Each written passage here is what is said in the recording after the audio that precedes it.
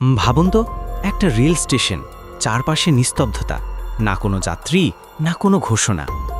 Railway station মানেই ভিড়, শব্দ আর যাত্রার শুরু। কিন্তু পৃথিবীর কিছু স্টেশন আছে যেখানে দিনের বেলা সবকিছু স্বাভাবিক থাকলেও রাত বাড়ার সঙ্গে সঙ্গে পরিবেশটা ধীরে ধীরে বদলে যায়।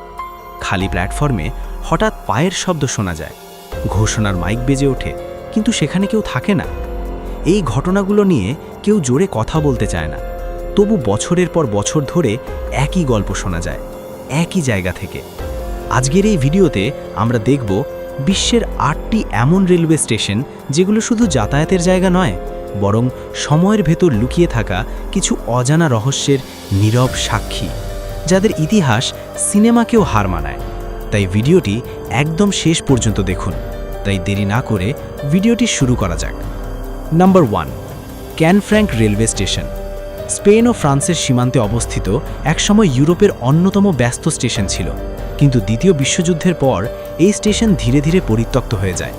স্থানীয়দের মতে রাত হলে স্টেশনের ভেতর চলাফেরার শব্দ শোনা যায়, যেন কেউ এখনও কাজ করছে।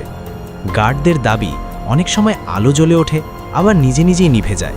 কেউ নিশ্চিত করে কিছু বলতে পারে না, তবু সবাই জানে এই স্টেশন রাতে একা থাকা জায়গা নয়। Number 2, Barog railway station. ভারতের হিমাচল প্রদেশে একটি ছোট কিন্তু পরিচিত নাম, বারোগ স্টেশন। এই স্টেশনটির নামকরণ করা হয় একজন ব্রিটিশ ইঞ্জিনিয়ার কলোনেল বারোগের নামে। কাজের ভুলের কারণে অপমানিত হয়ে তিনি এখানেই আত্মহত্যা করেন। এরপর থেকেই রেলকর্মীরা জানায়, সন্ধ্যের পর প্ল্যাটফর্মে একজন সাহেবকে হাঁটতে দেখা যায়। তিনি কথা বলেন না, শুধু দাঁড়িয়ে থাকেন আর চোখের পলকে মিলিয়ে যান।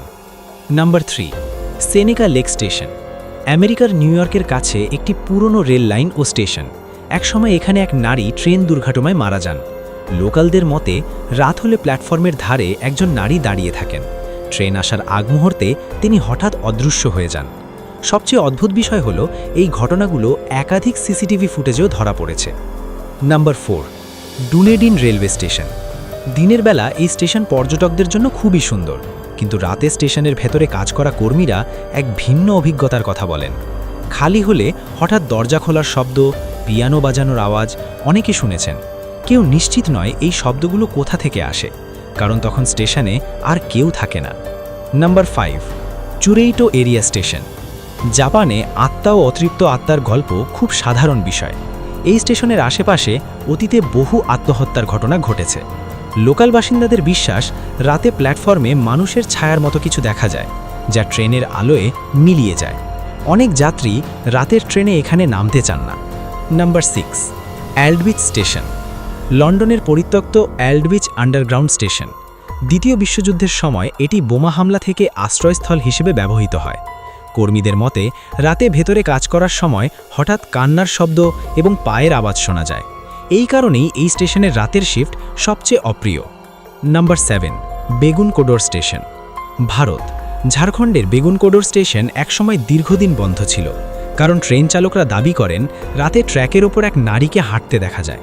ভয়ে অনেক চালক ট্রেন থামিয়ে রেখেছিলেন। পরবর্তীতে স্টেশন চালু হলেও আজও রাতের বেলায় এই জায়গা এড়িয়ে চলেন অনেকে। Number 8, Okiku station. জাপানের পুরনো এক কিংবদন্তির সঙ্গে এই স্টেশনের নাম জড়িত। কথিত আছে, ওকিকু নামের এক নারী অন্যায়ভাবে প্রাণ হারান। রাত হলে অনেকে প্ল্যাটফর্মে কান্নার মতো শব্দ শুনেছেন। এই গল্প সত্য না মিথ্যা তা কেউ জানে না, কিন্তু গল্পটা আজও বেঁচে আছে।